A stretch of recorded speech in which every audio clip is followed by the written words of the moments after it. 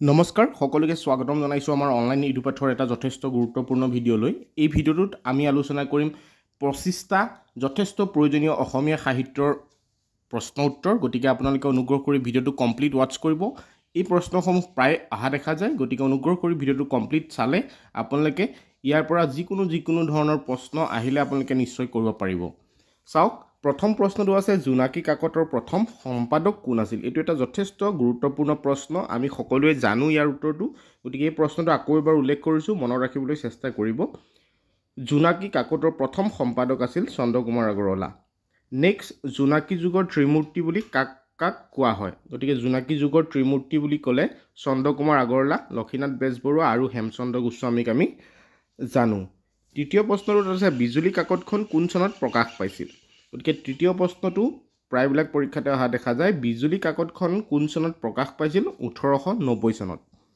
বিজুলী কাকতৰ প্ৰথম সম্পাদক কোন আছিল? গতিকে বিজুলী কাকতখনৰ সেই যিখন বিজুলী বাতৰি কাকত প্ৰকাশ পাইছিল তাৰ প্ৰথম সম্পাদক আছিল কৃষ্ণপ্ৰসাদ দুৱৰা। 5 নম্বৰ প্ৰশ্নটোত আছে উষা আলোচনীখন কেতিয়া প্ৰকাশ হৈছিল? আৰু এই উষা আলোচনীখন প্ৰকাশ হৈছিল 1907 চনত। নেক্সট কুৱেশ্যনটোত আছে উষা আলোচনীখন কোনে সম্পাদনা কৰিছিল? গতিকে যিখন উষা আলোচনী, এই আলোচনীখনৰ সম্পাদক কোন আছিল? পদ্মনাথ গোহাঁই বৰুৱা। নেক্সট কুৱেশ্যনটো আছে বাঁহী। গতিকে বাঁহী আলোচনীৰ পৰা যথেষ্টকেইটা প্ৰশ্ন অহা দেখা যায় পৰীক্ষাবিলাকত। গতিকে বাঁহী আলোচনীখন কোন চনত প্ৰকাশ পাইছিল এই বিষয়ে প্ৰশ্ন আহিব পাৰে। এইটো এটা যথেষ্ট গুৰুত্বপূৰ্ণ। 1909 চনৰ ডিচেম্বৰ মাহত এই বাঁহী আলোচনীখন প্ৰকাশ পাইছিল। কুৱেশ্যন নম্বৰ 8 নম্বৰত আছে বাঁহী আলোচনীখন কোনে সম্পাদনা কৰিছিল? গতিকে 1909 চনত প্ৰকাশ হোৱা এই বাঁহী আলোচনীখনৰ সম্পাদক আছিল প্ৰথম লক্ষীনাথ বেজবৰুৱা।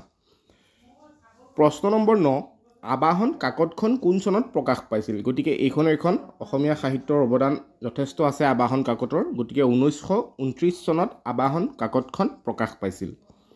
নেক্সট কুৱেশ্যনটোত আছে আবাহন কাকতখন ক'ৰ পৰা প্ৰকাশ পাইছিল বা ক'ৰ পৰা ওলাইছিল? গতিকে প্ৰশ্নটো আহিব পাৰে, যিহেতু সেই সময়ত ছপাকলসমূহ কলিকতাৰ পৰা এই পেপাৰবিলাক বা আলোচনীসমূহ প্ৰকাশ কৰা হৈছিলে। গতিকে আবাহন কাকতখন 1929 চনত কলিকতাৰ পৰা প্ৰকাশ কৰা হৈছিলে। নেক্সট কুৱেশ্যনটো আবাহনৰ লগতে সংগতি ৰাখি আবাহন কাকতৰ প্ৰথম সম্পাদক কোন আছিল? দীননাথ শৰ্মা। এইটো এটাও গুৰুত্বপূৰ্ণ প্ৰশ্ন। নেক্সট কুৱেশ্যন নম্বৰ 15, আবাহন কাকতৰ পৃষ্ঠপোষকতা কোনে কৰিছিল? এইটো এটা প্ৰশ্ন আহিব পৰা পৰীক্ষাত যথেষ্ট সম্ভাৱ্যপূৰ্ণ প্ৰশ্ন। আবাহন কাকতখনৰ পৃষ্ঠপোষকতা কৰিছিল নগেন্দ্ৰ নাৰায়ণ চৌধুৰীয়ে। নেক্সট কুৱেশ্যন, অসমীয়া সাহিত্যত গীতি কবিতাৰ প্ৰকৃত প্ৰৱৰ্তক কোন আছিল? অসমীয়া সাহিত্য জগতত চন্দ্ৰকুমাৰ আগৰৱালাৰ অৱদান সকলোৱে নিশ্চয় জ্ঞাত। গতিকে এই প্ৰশ্নটো মনত ৰাখিব, অসমীয়া সাহিত্যত গীতি কবিতাৰ প্ৰকৃত প্ৰৱৰ্তক আছিল চন্দ্ৰকুমাৰ আগৰৱালা। প্ৰশ্ন নম্বৰ 17, প্ৰথম অসমীয়া আধুনিক কবিতাটোৰ নাম কি? Most important question, Bonkuwori. প্ৰথম অসমীয়া আধুনিক কবিতাটো হৈছে বনকুঁৱৰী। নেক্সট কুৱেশ্যন, প্ৰথম অসমীয়া ৰোমেণ্টিক কবিজনৰ নাম কি? প্ৰথম অসমীয়া ৰোমান্টিক কবিজনৰ নাম হৈছে চন্দ্ৰকুমাৰ আগৰৱালা। নেক্সট কুৱেশ্যন, চন্দ্ৰকুমাৰ আগৰৱালাৰ কবিতাৰ পুথি দুখনৰ নাম কি? গতিকে প্ৰতিমা আৰু বিন বৰাগী প্ৰায়বিলাক পৰীক্ষাত অহা দেখা যায়। চন্দ্ৰকুমাৰ আগৰৱালাৰ প্ৰতিমা কিমান চনত প্ৰকাশ পাইছিল? ইয়াৰ শুদ্ধ উত্তৰটো 1914 চনত। চন্দ্ৰকুমাৰ আগৰৱালাৰ প্ৰতিমা 1914 চনত প্ৰকাশ হৈছিল। তাৰ পাছৰ কুৱেশ্যনটোত আছে চন্দ্ৰকুমাৰ আগৰৱালাৰ প্ৰথম কবিতাৰ পুথি প্ৰতিমা ক'ত প্ৰকাশ পাইছিল? প্ৰতিমা প্ৰথমতে ক'ত প্ৰকাশ পাইছিল? জোনাকীত। গতিকে এইকেইটা যথেষ্ট সম্ভাৱ্যপূৰ্ণ প্ৰশ্ন।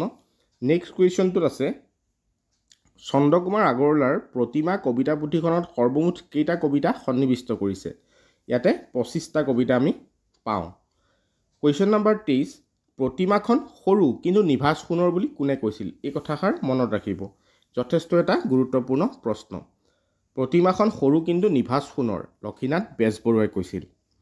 প্ৰশ্ন নম্বৰ 24, চন্দ্ৰকুমাৰ আগৰৱালাৰ দ্বিতীয় কবিতাৰ পুথি বিন বৰাগী ক'ত প্ৰকাশ পাইছিল? দ্বিতীয় যিখন কবিতাৰ পুথি আছিলে চন্দ্ৰকুমাৰ আগৰৱালা, সেইখন আছিলে বিন বৰাগী আৰু সেইখন প্ৰকাশ হৈছিলে বাঁহীত। প্ৰশ্ন নম্বৰ 25, চন্দ্ৰকুমাৰ আগৰৱালাৰ বিন বৰাগী কবিতা পুথিখনত সৰ্বমুঠ কেইটা কবিতা সন্নিৱিষ্ট কৰা হৈছে? গতিকে চন্দ্ৰকুমাৰ আগৰৱালাৰ বিন বৰাগীত সৰ্বমুঠ 12টা কবিতা সন্নিৱিষ্ট কৰা হৈছে। প্ৰয়োজন হ'লে আপোনালোকে স্ক্ৰীনশ্বট মাৰি ৰাখি ল'ব পাৰে। লক্ষীনাথ বেজবৰুৱাৰ সাহিত্যিক জীৱন ক'ৰ পৰা আৰম্ভ হয়? লক্ষীনাথ বেজবৰুৱাই যিহেতু আমি জানো তেখেত এজন কেনেধৰণৰ সাহিত্যিক আছিলে, গতিকে সেই সাহিত্যিক জীৱন ক'ৰ পৰা আৰম্ভ কৰিছিলে বুলি কৈছে লিটিকাই নাটকৰ পৰা। তেখেতৰ প্ৰথম লিটিকাই নাটকৰ পৰাই লক্ষীনাথ বেজবৰুৱাই সাহিত্যিক জীৱনৰ আৰম্ভণি কৰিছিলে।